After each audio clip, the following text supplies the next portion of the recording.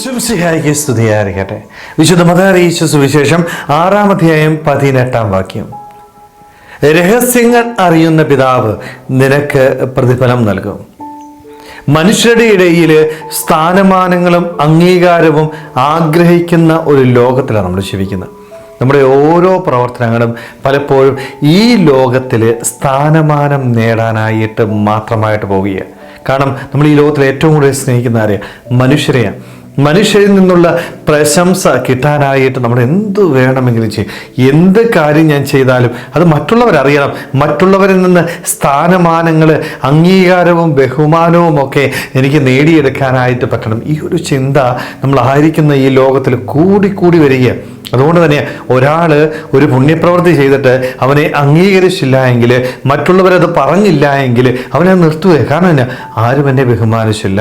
കാരണം മറ്റുള്ളവരെ കാണിക്കാനായിട്ട് ജീവിക്കുന്ന വ്യക്തികളായിട്ട് നമ്മൾ മാറുക. സ്നേഹമുള്ളവരെ, ഇങ്ങനെ ചെയ്യുന്ന പ്രവർത്തനങ്ങൾ കൊണ്ട് ഫലമില്ല എന്ന് കൃത്യമായിട്ട് എൻ്റെ ദൈവം എനിക്ക് മുന്നറിയിപ്പ് നൽകുക. നീ എല്ലാം ചെയ്യേണ്ടത് എങ്ങനെയാണ്? രഹസ്യത്തിൽ ചെയ്യണം.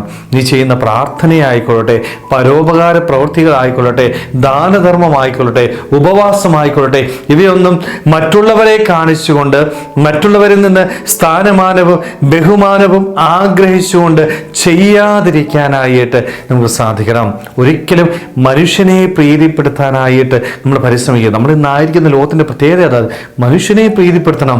മനുഷ്യന്റെ അംഗീകാരം വേണം. മനുഷ്യൻ എന്നെ സ്നേഹിക്കണം. മനുഷ്യൻ എന്നെ ബഹുമാനിക്കണം. ഇതിനുവേണ്ടി ഓരോ കാര്യവും ചെയ്യുന്ന വ്യക്തിയായിട്ട് മാറുകയാണ്. എന്നാലേ മറന്നു പോകുന്നൊരു വ്യക്തിയുണ്ട്. ആരെയാണത്? ദൈവത്തെ നമ്മൾ മറന്നു പോകുക.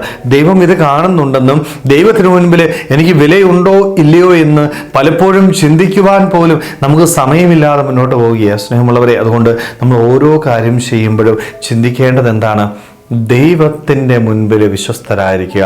ഒരിക്കലും മനുഷ്യനെ പ്രീതിപ്പെടുത്താനായിട്ടോ അംഗീകാരവും സ്ഥാനവുമാനം ആഗ്രഹിക്കാനായിട്ടോ ഒന്നും ചെയ്യരുത്. എത്ര പുണ്യപ്രവർത്തികൾ ഈ ഒരു മനോഭാവത്തോടുകൂടി ഞാൻ ചെയ്താലും അവയൊരിക്കലും ദൈവത്തിൻ്റെ മുൻപിൽ സ്വീകരിക്കപ്പെടുകയില്ല. ഒരുപക്ഷെ മനുഷ്യൻ നിന്നെ പുകഴ്ത്തിയേക്കാം, മനുഷ്യൻ നിന്നെ അംഗീകരിച്ചേക്കാം, മനുഷ്യൻ നിനക്ക് സ്ഥാനമാനവും ബഹുമാനവും തന്നേക്കാം. പക്ഷേ ദൈവത്തിന് മുൻപിൽ നിനക്ക് സ്ഥാനമില്ലാതായി പോവും. സ്നേഹമുള്ളവരെ, അതുകൊണ്ട് നമ്മൾ ചെയ്യുന്ന ഓരോ പ്രവർത്തികളും ദൈവത്തെ പ്രീതിപ്പെടുത്തുന്നതാവട്ടെ. ദൈവസന്നിധിയിൽ ബഹുമാനവും സ്ഥാനമാനവും കിട്ടുവാൻ തക്കവിധം ആരെയും കാണിക്കാതെ ദൈവത്തിന് മുമ്പിൽ വിശ്വസ്തയോടുകൂടി ജീവിക്കുവാനായിട്ട് നമ്മുടെ വലത് കൈ ചെയ്യുന്നത് ഇടത് കൈ അറിയാതിരിക്കുക. അത്രയേറെ രഹസ്യമായിട്ട് പുണ്യപ്രവർത്തികൾ ചെയ്യുവാനായിട്ട് നമുക്ക് ഓരോരുത്തർക്കും ആത്മാർത്ഥമായിട്ട് ആഗ്രഹിക്കാൻ പരിശ്രമിക്കുക. ദൈവം നമ്മളെല്ലാവരെയും സമൃദ്ധമായിട്ട് അനുഗ്രഹിക്കട്ടെ. ആമേൻ.